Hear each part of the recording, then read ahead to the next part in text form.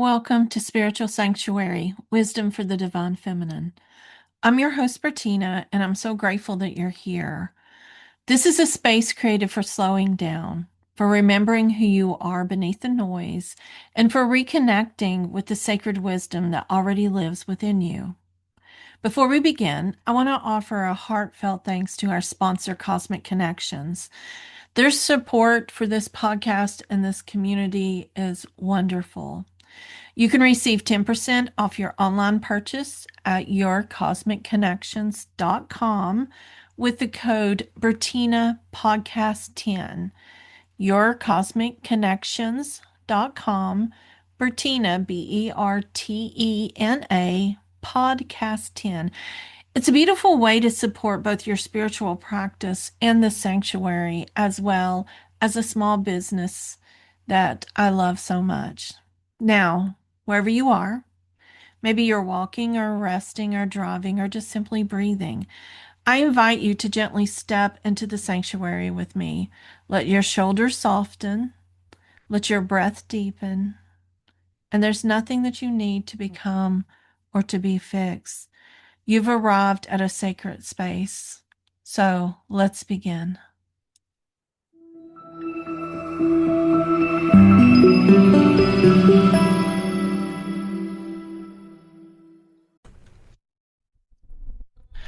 Hello, everyone, and happy Friday the 13th and day before Valentine's Day. Today on Spiritual Sanctuary, I want to talk about Friday the 13th. We're stepping into something that's been misunderstood and feared and sensationalized and also intentionally distorted. Friday the 13th. For some of you, it's a day of superstition and horror movies and black cats, but for those of us walking the priestess path, it's something entirely different. Today, we're going to talk about the fall of the Knights Templar, the sacred symbolism of Friday, the power of the number 13, Mary Magdalene and the lost feminine lineage, the 13 lunar cycles, women's bodies and cosmic timing, the suppression of feminine wisdom, and how Friday the 13th may actually be a sacred reclamation day. So that's a lot. So let's light a candle if you like. Place your hand on your heart. Take a breath. And let's begin. Ever since college, well, even before college, middle school, high school, I've always loved history. I've loved studying about the Crusades and the Renaissance era, even before then the Babylonian and Sumerian cultures. And the Knights Templar was always something that I loved and wanted to learn more about. But we always heard that the Knights Templars was knights to like the Catholic Church, or some people will even say King Arthur and the Knights of the Round Table. I love those stories. But on Friday, October the 13th in 1307, something happened. King Philip IV of France ordered the arrest of hundreds of the Knight Templars. They were accused of heresy and blasphemy. They were accused of idol worship and corruption. Now, as we know today, many times when people are arrested or things happen to people with too much power, it's usually political, especially when they were wealthy and influential and independent, and the church was losing control over them, as well as the elite. So their Grand Master, Jacques de Molay, was later executed. And the legend says that he cursed the king and the pope before he died. This day on Friday the 13th became associated with catastrophe. But what if it was more political than killing all the Knight Templars? The Templars were not just soldiers. They were guardians. They were guardians of knowledge. And they were tied to such knowledge as sacred geometry, ancient mystery schools, and even the bloodline of Mary Magdalene. Now, we have to kind of stop here and separate history and esoteric tradition, and this is very hard for me as I am a historian, a sociologist. I have degrees in religion, and I love esotericism. So, historically, we know that they were a Catholic military order that was formed after the First Crusade. Mystically, people believe that they protected hidden feminine teachings. And if that were true, then the arrest of the Templars on Friday the 13th would symbolically represent the suppression of sacred knowledge, including the divine feminine. This is one of the stories that always kind of intrigued me and brought me into wanting to know more about ancient mysteries, ancient history, teachings. But it was only until recently that I learned that there was a divine feminine lineage. And I'm like, how did I not know that? Well, it's because all my history professors were men. All the history was written by men. And the divine feminine was left out. What we didn't know that was that Friday and 13th, both were one sacred. Friday was named for the Norse god Freya, or possibly Frigg. And she was associated with love, fertility, beauty, sensuality, and magic. In Latin cultures, Friday's linked to Venus, the goddess of love. Friday was once a feminine day, and I love it because I love Fridays. It is the day, like today, where I feel like I am ready to really embrace not just my weekend for doing anything because I work a lot, but my spiritual circles, Fridays, Saturdays, Sundays, and really every day, but it just seems like Friday is that gateway day. In Christian theology, Friday was always associated with the crucifixion and sin and penance. And there was a shift there from goddess to guilt. And as you know, a lot of things with religion brings about guilt. And many times females, the divine feminine, is the one who has made guilt or been made to feel guilty. We even have the idea that fertility with Freya brought about fear. And it's not accidental in a sociological analysis. When patriarchal religious systems consolidate power, systems are often inverted. What was sacred becomes sinful, and then what was powerful becomes dangerous. So why the 13? 13 is a lucky number. There's 13 lunar cycles in a solar year, 13 moons, 13 cycles, and 13 menstrual rhythms. For many women, the body mirrors the moon, 28 days, waxing, full, waning, dark. And before the Gregorian calendar standardized 12 months, most ancient cultures tracked time by moon cycles, which was 13. And that's why 13 is sacred. It represented the divine feminine, it represented the cosmic womb, and it represented completing cycles through death and birth. Death and rebirth, I should say. But when solar calendars dominate and lunar rhythms are dismissed, cyclical authority diminishes. And it brought in superstition. 13 became unlucky. Buildings removed 13 floors, airplanes skipped row 13. But why make a number that's tied to the moon and to the womb so much full of fear? That's simple. It's just control over timekeeping and calendars. And it's always been political because solar calendars dominated and lunar wisdom diminished. And when lunar wisdom diminishes, so does the cyclical feminine authority. If women are attuned to lunar time, and then lunar time governs agriculture and rituals and fertility and seasonal change and all the things that help make society good, then women have temporal authority. We have control over the calendar has always been control over society. And when solar calendars dominate and lunar rhythms are dismissed, cyclical authority diminishes. Simple.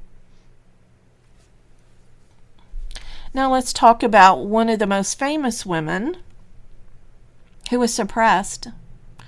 We're going to enter theological territory, so hold on. And we're going to talk about Mary Magdalene. Even as a child, I loved reading the book, The Bad Girls of the Bible.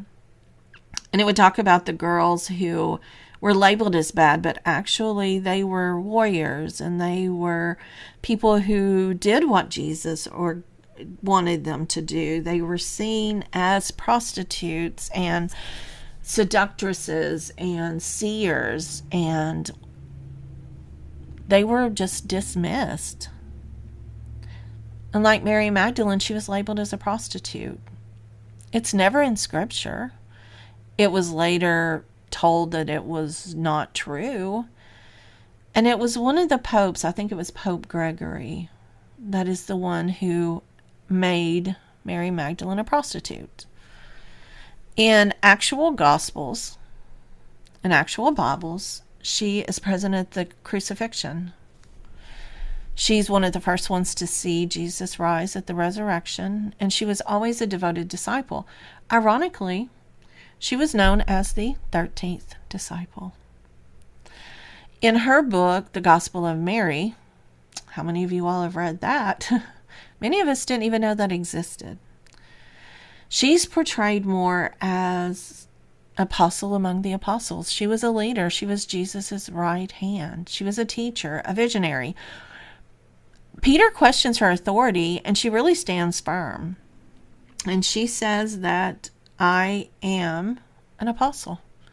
I am equal to you. And this isn't accidental storytelling, and this isn't a gendered version of early Christianity. If Mary Magdalene held spiritual authority, and if her teachings differed from emerging orthodoxy, her influence would have been threatening. And so her image shifts from leader to sinner, from teacher to repentant woman. Symbolic inversion began. Now layer this. Friday is a goddess day. 13 is a lunar feminine number. Templars rumored the protection of the hidden womb. And Mary Magdalene suppressed feminine apostle. The pattern's not proof of a conspiracy, but it's evidence of archetypal tension. The feminine mystique, the centralized authority, and overall the struggle of theological control. So, let me put on my sociology professor hat for just a moment and talk about power structures. When power structures centralize authority, they often control time, they control the story, the narrative, and they control bodies, which means they control humans. But specifically, they controlled human bodies, women's bodies. They were cyclical, they were breeding, they were birthing, and they were viewed unpredictable. Due to the menstruation, the bleeding, they were considered emotional, dangerous, and even more temptresses. Throughout many religions, blood was taboo. Menstruation was hidden. Midwives were persecuted. And wise women were tried and killed as witches. Lunar tracking gave women authority over agriculture, fertility, healing, and ritual timing. And when lunar systems fade, women's embodied knowledge fades. Cyclical knowledge is decentralized knowledge. It lives in the body. It can't be controlled by institutions, and therefore it's feared. Friday the 13th merges two feminine symbols, the day of the goddess and the number of the moon. Fear layered onto fear. Not because the day is cursed, but because it represents autonomy, and autonomy challenges hierarchy. Friday the 13th becomes a perfect storm. A feminine day plus a feminine number. Fear layered on fear. Not because it's unlucky, but because it symbolizes the divine feminine. Now, let's look at the 13 moons and women's cycles. I'm going through Kundalini Yoga teacher training, through the 13 Moon Studio Kundalini University with Guru Singh. And he talks about this, how Kundalini Yoga is a divine feminine approach, not the masculine approach. His studio, the 13 Moons, honors the wisdom of women. There are 13 moons, and now some indigenous traditions honor 13 grandmothers, and the womb itself moves in rhythm. Imagine a world where women gathered every new moon, cycles were honored, bleeding was sacred, not shameful, and Friday the 13th was a celebration. Imagine all the beautiful priestess temples, the red tents, the moon lodges. And when we reclaim Friday the 13th, we reclaim cyclical time, embodied wisdom, emotional intelligence, and our intuition. The divine feminine is not soft weakness. It's rhythmic power, and that's hard for us to take sometimes, especially when we've been raised in a masculine world.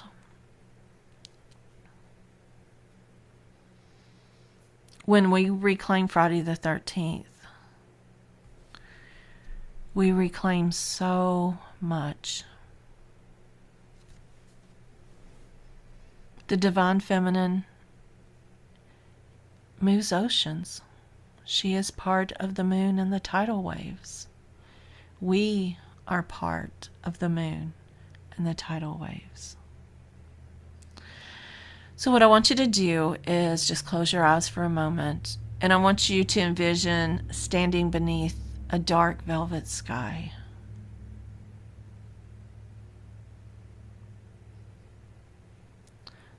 "13 moons rise around you in a circle. Each moon glows differently. One for your maiden self, one for your mother self, one for your crone self, one for your hidden grief, one for your wild joy. In the center stands a woman in red, not a sinner, not a myth, a teacher. She places her hand over your heart and whispers, 'You were never meant to fear your cycles. You were meant to lead with them.' The moon's pulse, and your breath deepens. The superstition dissolves. Memories begin to return.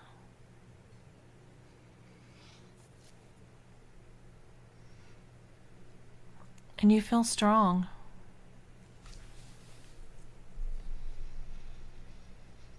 You're remembering.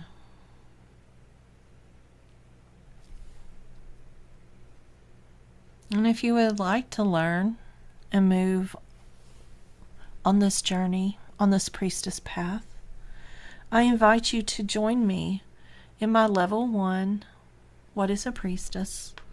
The level 2, 52-week Goddess study that can be joined anytime.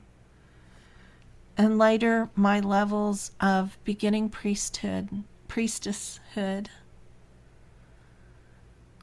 and ending with forest, water, and finally the Rose Priestess, honoring Mary Magdalene and her sacrifice. These can all be found on my website at bertina.org, bertena.org. There are sisters there. There are women there searching on different paths what it is that they have forgotten and they're remembering.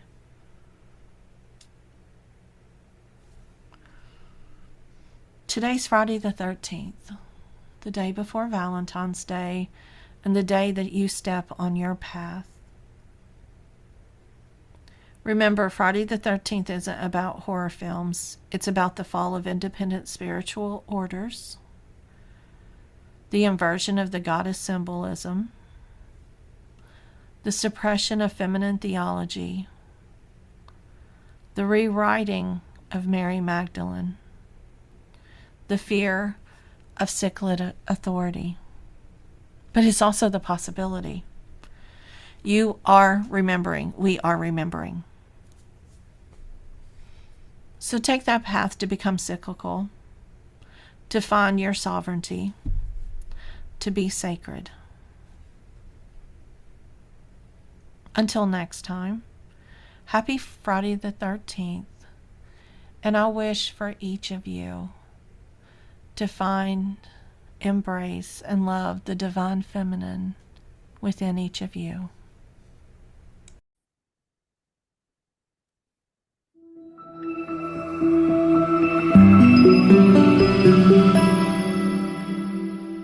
As we begin to close our time together, I want to thank you for spending this sacred moment with me here at the Spiritual Sanctuary.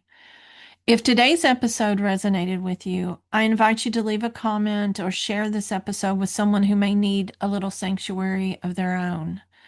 As a thank you, everyone who comments or shares is entered into a drawing from our sponsor, Cosmic Connections, and it's a beautiful way to keep the magic flowing beyond time and space. And if you're longing for deeper connection, more guidance, and updates on both our online and impersonal spiritual sanctuary gatherings, I invite you to stay in touch with me by signing up with my newsletter at bertina.org. That's BERTENA.org, where I share upcoming events, rituals, reflections, and offerings created just for this community. Until we meet again, please be gentle with yourself, trust your inner knowing, and remember, this sanctuary lives within you. Thank you for being here.